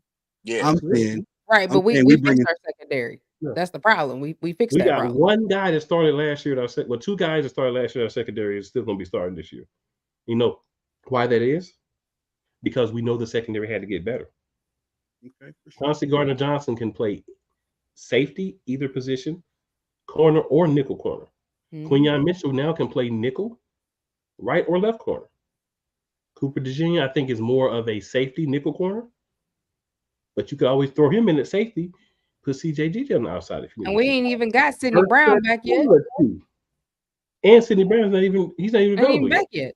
So we're not even talking about what's coming. We just talking about what you're gonna face. Right. I mean, so I'm not saying that you don't have. I'm not saying that you don't have quality corners. That's why they need to go into depth on the offense. The difference for this game for us is going to be what we do defensively that we did not do last year. Even on the crappy year, we put up points. The defense let us down last year, and that was fixed. I hear you. I just think that offensively, we was rolling so great last year. It's gonna roll over to this year. I think. Listen. Listen. I know we going back and forth. We respect y'all. As a Packer fan, I can say we respect the Eagles. Like this a big time matchup for both teams. Like I feel like the Eagles are the more experienced team. I'll say that y'all got a little bit more experience than us. But we are the up-and-coming Packers, and we hurt, like Keyshawn Nixon said. So I think that it's going to be a good matchup. I just think right now, when you compare the two teams, I think Jordan Love is the better quarterback than Jalen Hurts. Blasphemous. Blasphemous. Right? Yeah. That's definitely blasphemous. Hold on. We don't let y'all talk about last season 50 times. So let's go back to careers. Jordan Love has had a good 8 to 10 game stretch. Jordan MVP. Jalen Hurts has had an MVP season and another really good season falling at injured with a bad OC. So for you to sit up here, no. For you to sit up here on any show and say that your quarterback who's had a good 8 to 10 games is better than guys who have done it for multiple years, blasphemy. Stephen A. Smith, Shannon Sharp, WNBA talk, blasphemy. But at the same time, cool. I mean, I'm sorry, Trey, I'm going to cut you off. But you talking about y'all MVP Jalen was not last year. That was 2 years ago now, brother. I mean, we referencing last year because it was earlier this year. Even last year had the same numbers besides the interceptions. Was the difference. Can I ask y'all? The interceptions were the difference. That's fixable. It's not like he went out there throwing 30% passes last year. Everything was under 5 yards, and he couldn't read defenses anymore. He was hurt. We saw he was hurt. The man was limping half the year. Those things are fixed. Now he's going to have a running back behind him as well. That the coaching staff is going to use more than a guy like Swift that should have been used more last year. So let's not sit up here and say someone's better than someone because they had a better 8 to 10 game stretch. Yeah, I'm not mad at Let's that. not do that. I thought if the tables were reversed, I would say the same thing about my quarterback. So it's not my quarterback versus yours. It's show me that you can do it for 2-3 years before you try to say you're better than guys who have done it for at least one. Get to a Super Bowl. Then compare yourself to quarterbacks who have been to a Super Bowl. Well, he got to a Super Bowl and they lost, but I respect the fact that I respect Jalen Hurts. This is what I'm trying to say. In 10 games last year, those last 10 games for the Packers, Jordan Love proved to me that he's a better pocket passer than Jalen Hurts is. I'm not saying Jalen Hurts isn't good. That's fine. You can feel like he's a better pocket passer. Jalen Hurts is a versatile quarterback. He throws right. Jalen Hurts is not a pocket passer. He resets and throws lasers. So that's not done in the pocket. So if you want to say he's a better pocket passer, that's fine. Then yeah. Let's not say Jalen Hurts is an all around and knows how to run on top of that. Go into being a quarterback, not just what you do in the pocket. No, I agree. Jalen Hurts can do that. But what's the number one job as a quarterback? Win throw games. The ball down the field. Throw the ball down the field. So agree, win games and throw the ball down the field. If you but it's not all about throwing the ball down the field all the time. You got to make them short passes. You got to make them middle plays. It's not all about throwing the ball 40 yards each game. Audible in the correct play. No, I agree. I'm just saying the number one job is a pocket. This is why, not to go off subject, but this is why I think Lamar struggles in the playoffs. Your number one job as a quarterback is to throw the football from the pocket. And I think Jordan Love is better right now at that. I think that's where Jalen Hurts has to get better. But that's what Jordan Love is. He's a pocket passer quarterback. Not all quarterbacks are pocket passers. That's fair. You can't. It's like saying, and you know, it's like this whole debate about Caitlin Clark and Angel Reese.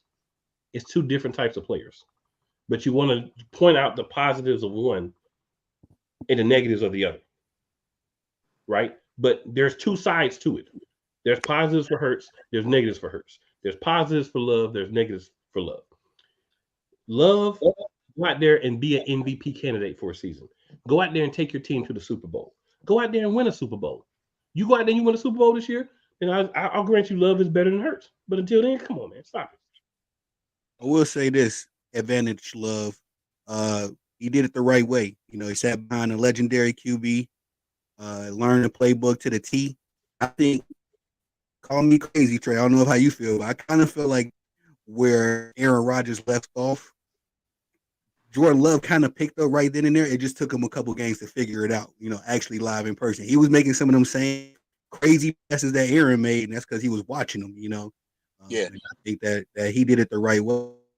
Jalen. Well, let me go for my quarterback then. Jalen Hurts did it the right way. He watched the guy implode with a lot of talent, but soft in here, and realized that if he was going to be the starting quarterback for the Philadelphia Eagles, he had to be strong in here, and he's that. Yeah. Can I give you another advantage I think we got too in this game? I think Matt LaFleur a better coach than Nick Sirianni. I mean, yeah, I give you that, but Nick Sirianni is just the cheerleader. Okay, sir. So we are better coaches than Nick Sirianni. Right. So if that's your argument, be gone. I'm just saying, like, that's like saying, "Oh, water is wet." I mean, coaching matters. Like, but I do like to pick up. He doesn't coach any position. All he does is rah in the locker room, pat people on the butt, and then Big Dom takes him off to the side when it's time to make stuff happen. Because we understand that he's not that coach. Yeah. What I want you to understand is, if you want to say any coach that we faced this year probably is better than my coach, you're probably right. I don't think he's horrible. Yo, he's horrible. No, he's horrible. And Matt LaFleur is a good coach to me. I mean, he is. Yeah, he's solid. Like, and I thought last year was Matt LaFleur's Packers. Like, the way he developed Jordan Love was impressive, because in previous years, Aaron Rodgers got all the credit, all the respect and credit for the Packers' successful seasons and going to the NFC Championship game and all that. Last year, I thought Matt LaFleur could have been a candidate for Coach of the Year. I'm pretty sure he was.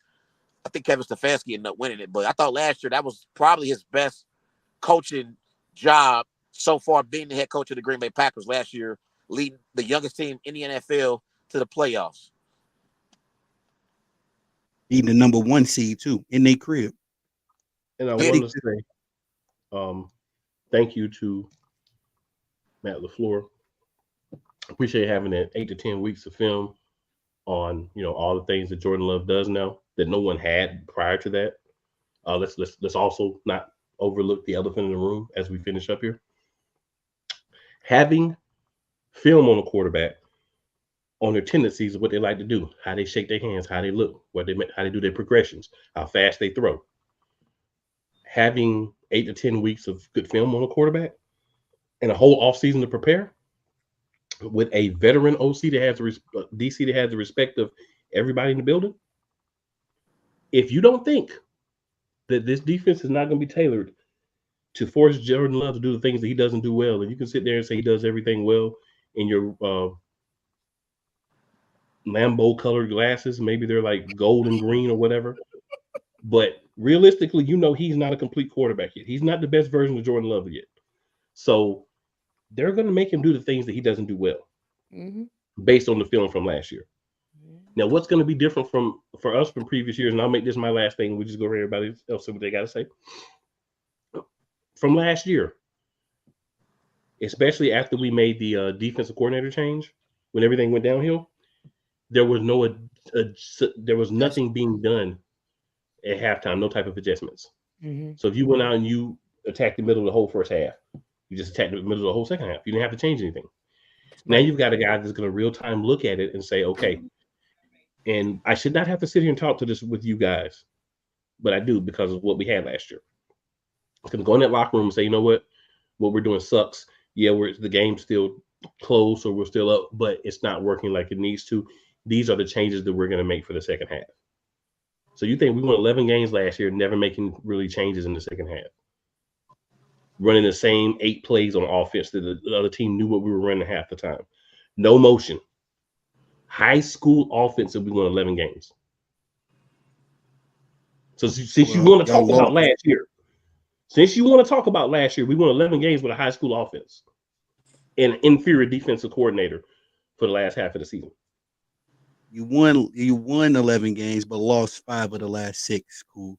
Come on now. But we still won. I never said you can spend the other part however you want, but you cannot take away that we won 11 games. So you can say, oh, you won 11 games. They lost to Baker Mayfield. Baker Mayfield, y'all got Baker Mayfield paid. We also beat Baker Mayfield earlier in the same season before everything hit the fan. We also beat the Chiefs and the Bills, and I mean, we also beat some quality teams. Yeah, in the beginning of the year as well. But as we see, you know, we had that change in defense. Defense was the one holding us up. The offense wasn't really doing anything.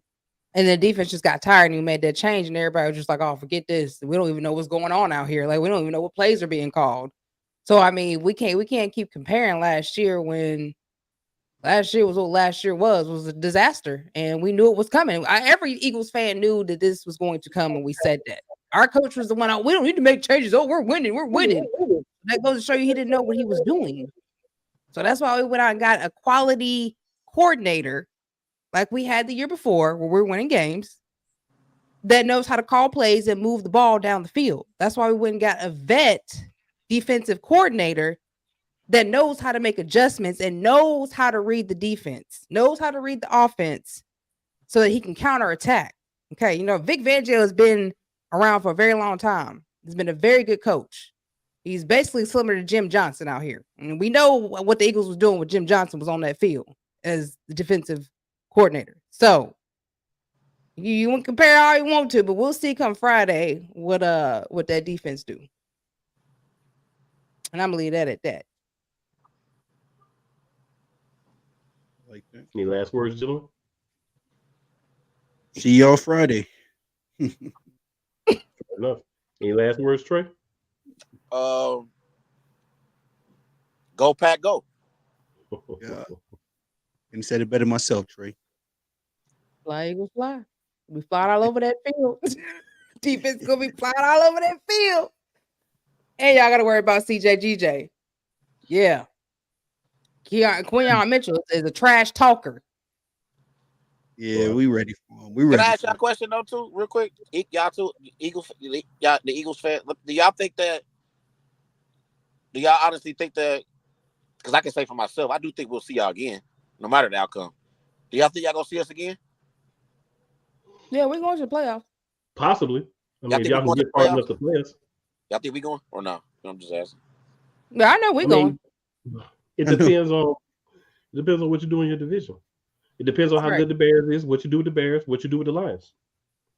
I mean, the Bears could be horrible or the Bears could be good. I don't know, because it depends, I guess, on what color nail polish Caleb Williams has on that week. So I don't know. Right. I want to give a hot take real quick, man. I'm tired of all of this Lions talk. Tell me the last time the Lions had 2 good seasons back to back. They gonna go right back to what they last year. Man, they going back 3 and whatever, how many games it is, 3 and 14, 15. Yeah, y'all giving the Lions, man. The Lions, we know the Lions. Them our cousins, you know what I mean? They're the cousins that you can't depend on. You know, you got to move. They don't never show up, so we ain't worrying nothing about the Lions. You talking about Caleb Williams, pink phone case? Right. I'm more worried about Justin Jefferson himself with the Vikings. That's it. Yeah, they keep hyping up the Bears, not realizing the Packers that have dominated the Bears over the last 30 years. Ain't nobody worried about. We ain't worried about them, man. Brett Favre, Aaron Rodgers, we've been dominating them for eons. But I do want to say with Trey, in a segue, I do respect the Eagles.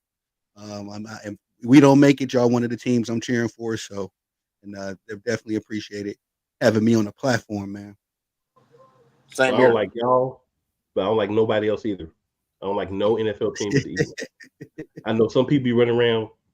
They got 5 teams, you know, not this team and that team and that team. No, it's the Eagles and then everybody else. Yeah. That's how I feel. That's how I feel. But I do just want to let y'all know one thing, real quick. Well, actually, there's 2 things I need to let you know real quick. So I hope that these things, you know, kind of stick with you and they mean something to you. So the first one here is very simple. But the cream will rise to the top. Oh, yeah. Again, just to remind you guys, something we do every week. So if you've watched the show before, if you watch it again, you'll definitely see this. Green Bay Packers. Aaron Jones. Jordan Love and the 15 young receivers y'all got.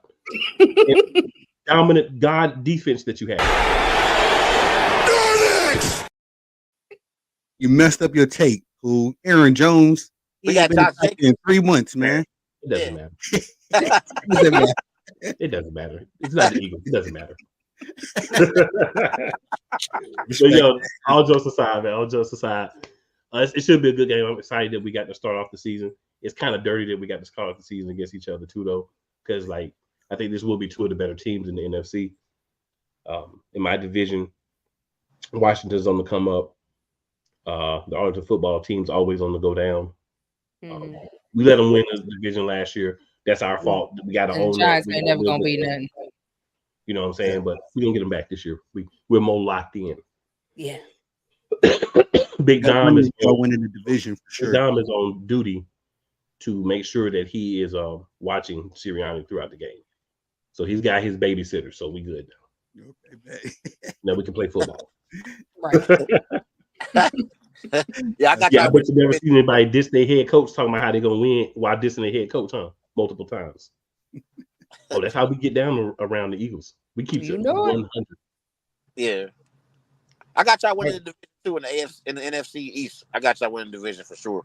If we don't win a division, this some heads gonna roll. I'm gonna say that. I think I have a good shot at winning the division. I think that y'all got to stop underestimating these other teams though, because y'all been on top for a while, and sometimes you've been on top for a while, you just feel like ain't nobody gonna ever touch you. But as the New England Patriots, someday you're gonna get got. Just don't let it be now. Man, we've been on top since the beginning of the NFL. Cool. I mean, we first Super Bowl champions, first 2 Super Bowl champions. Yeah, that means if you were been on top since the beginning, we'd be talking about like 30 rings. No. I mean, we don't need all that. We got what we We got enough. We're gonna get You had more. some periods where you've been on top. We got. I'm 33 years old. I've never experienced having a average quarterback. I've always had great quarterback that I've witnessed and watched every Sunday. Brett Favre, Aaron Rodgers, and now Jordan Love. And we 13-time world champions, four-time Super Bowl champs. I mean, Jordan Love was average the first half. All you gotta do is go back and watch the first 6 games of last season when you had an average quarterback. So I'm gonna have to reject your statement based on your own quarterback play the first half of last season. well, last year we came into the season. We were optimistic about I'm Jordan just Love. saying. We were optimistic about him coming into the season, midway through, unsure. We was unsure about him midway through. But I speak for all Packer fans. By season end, by the end of the season last year, we had all the faith in the world in Jordan Love, and we got faith on him riding into this matchup against y'all. So y'all gonna see Friday night. Y'all gonna see how Jordan Love has really elevated to the next level. Y'all gonna see for sure. And y'all gonna see what happens when a good defense coordinator gets tape on the quarterback. Right. And studies it. A whole year worth of tape. Rookie defensive coordinator. He's not a rookie. He's not a rookie.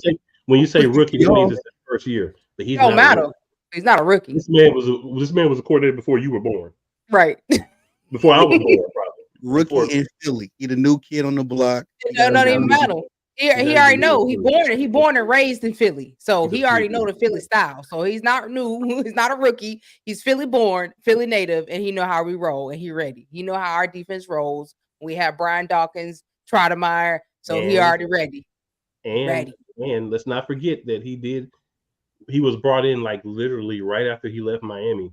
So all those personnel decisions that were made on the defensive side of the ball, these were guys that he approved bringing to the team. Respect that. Also, I was gonna say too. Would y'all consider like rappers who like the Eagles? Like, would y'all consider it be like Meek Mill? Like, would it be Meek Mill? Like, who supports the Eagles like as a rap? Because we know we got Lil Wayne, right?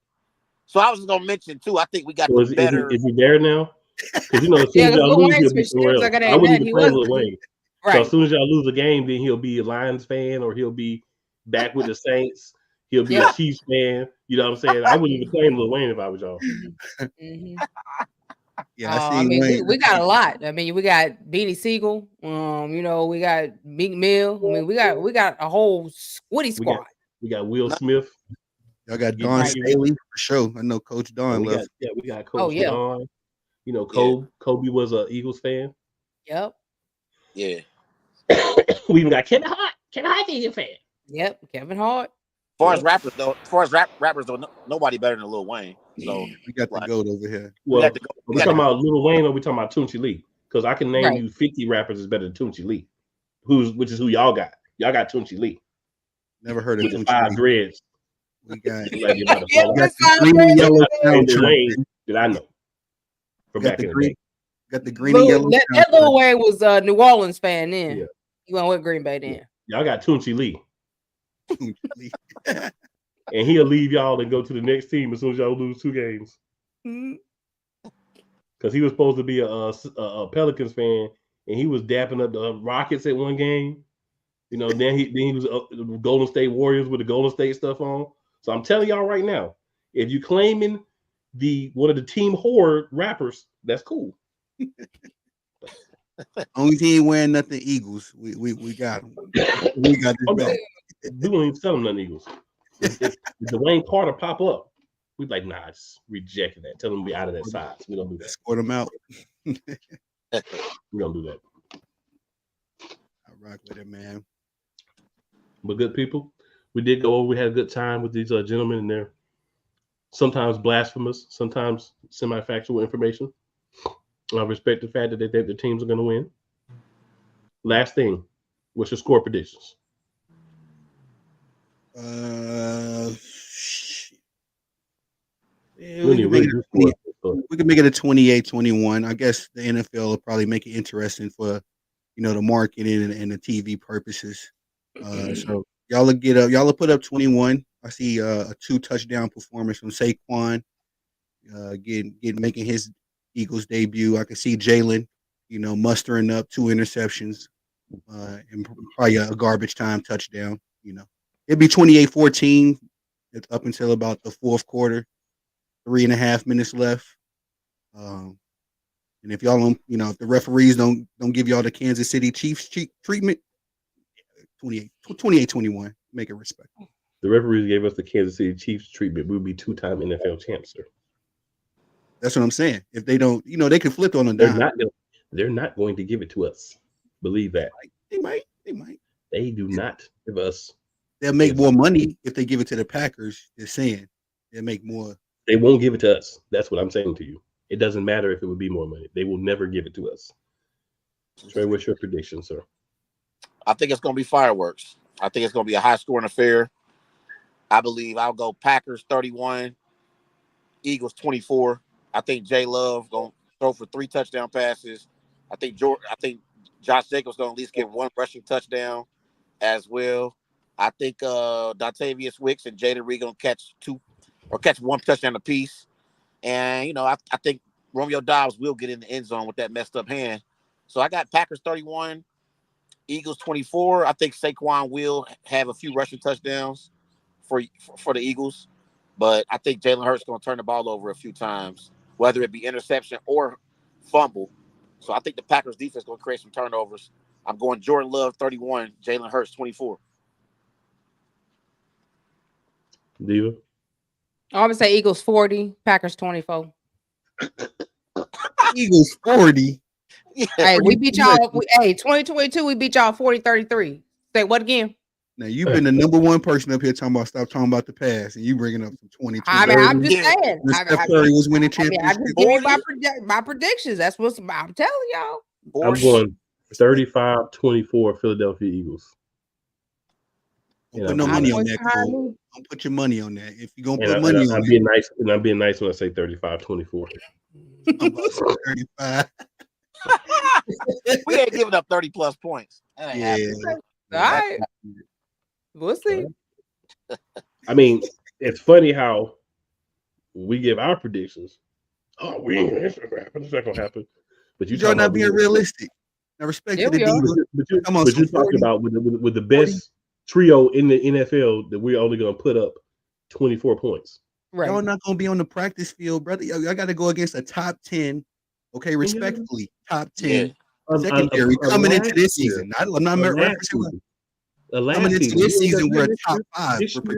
This year, that's predictions. This year, you have done nothing. This is the first game. You only did nothing. No one's done anything yet. 40 points is insane. Say we gonna get. Yeah, that's what I'm saying. Be realistic now. Stop it. No, I mean, I'm being realistic. Y'all probably didn't think we was getting 40 points in 2022, but we did. But y'all think y'all gonna hold us to like 21 points, 24 points. But then they said all Saquon like Jalen ain't gonna get nothing. Then he said then they talk about Jalen Hurts gonna turn the ball over multiple times. Fumble a couple times. All this time. Like Jalen Hurts ain't gonna throw them bombs with AJ Brown. They ain't even mentioned AJ Brown to Smitty or nobody. Like they ain't got no quarterback. I gotta get a quarterback first. Maybe if y'all go get Nick Foles. Turnover bad last year. We got a quarterback. We don't need Nick Foles. We got a quarterback. Dang, go get him off the couch.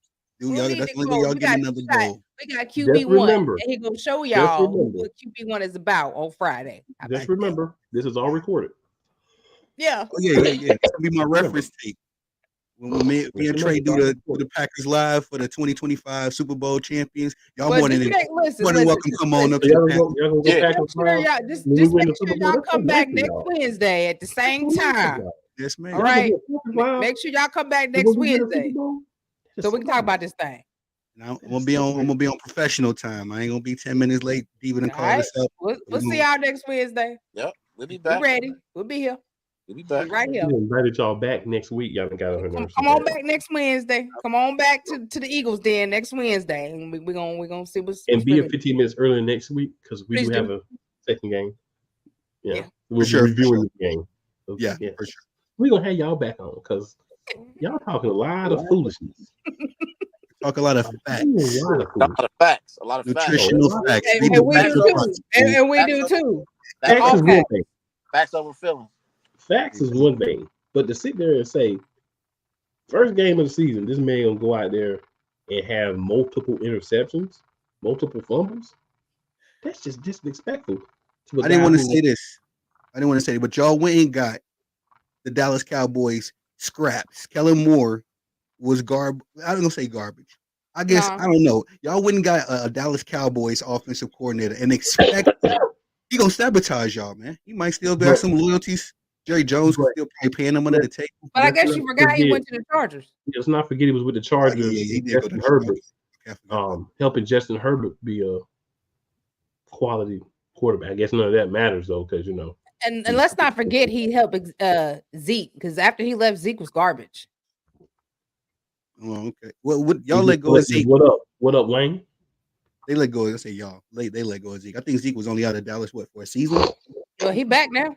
So I just want to say I really appreciate you guys coming on. Just make sure we'll see y'all next Wednesday. Make sure you bring that humble pie with you next week. Yeah. Just have that humble pie ready. And I would respectfully ask, don't have internet trouble next week, camera trouble. I forgot. My phone's not charged. My 8:30 off. Yeah, make sure you backstage at 8:45. That's for sure. I'm putting it on my phone right now. I'll write it down. I'm gonna forget. I'll be ready to go. All right, good people. So we are going to end things here with the blasphemous duo. And see, that's why you got to let them have backup so they can dig themselves a deeper hole, right? So when y'all bring these people on these shows with these fan bases that's a little bit like unrealistic, make sure you have a couple of them, because you want to be able to show people it's not just one of them. It's multiples of them, right? So thank you guys for proving the point of bringing multiple people on in week 1. Thank you. Blasphemy time. We'll see y'all next Wednesday. Next Wednesday. Hashtag Fly Eagle Fly. Hashtag Elite. It's never where you start, good people. It's always where you finish. Like when the Eagles beat the Packers on Friday. This is recorded. Cool.